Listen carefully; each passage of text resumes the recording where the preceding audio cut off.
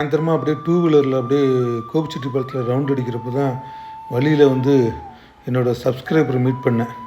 அவரும் வந்து பார்த்திங்கன்னா தோட்டத்தில் வந்து நிறையா பெருவிட கோழி குஞ்சு வளர்த்துறேன் அப்படின்னு சொன்னார்.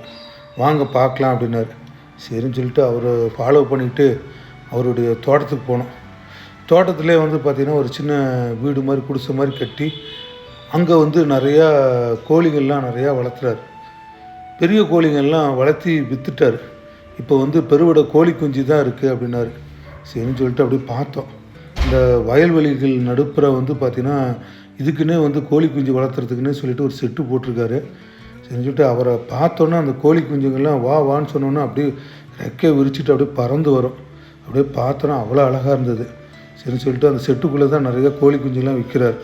சரின்னு உள்ளெல்லாம் ஓப்பன் பண்ணி காமிச்சார். அவர் இந்த கோழி குஞ்சுக்கெலாம் தீனி போடுற அழகெல்லாம் கொஞ்ச நேரம் அப்படியே பார்த்துட்டு, யாராவது வந்து இந்த மாதிரி கோழி குஞ்சு கேட்டால் சொல்லுங்கள் அப்படின்னாரு. ஸோ இந்த வீடியோவில் வந்து அவருடைய கான்டாக்ட் நம்பர் வந்து நான் கொடுத்துருக்குறேன். இந்த பெருவிட கோழி குஞ்சு தேவைப்படுறவங்க வந்து இந்த நம்பருக்கு கான்டாக்ட் பண்ணி அவர்கிட்ட வந்து நீங்கள் கான்டாக்ட் பண்ணி பேசிக்கலாம். எல்லாமே வந்து பெருவிட கோழி குஞ்சு தான் அப்படின்னாரு. சரி, தேவைப்படுறவங்க கண்டிப்பாக கான்டாக்ட் பண்ணுங்கள். சரி, பார்த்தீங்கன்னா வயல்வெளியில் இயற்கையாக வளர்த்துறாரு. வர வழியில் நண்பரை பார்த்துட்டு அப்படியே வீட்டுக்கு வந்துட்டேன்.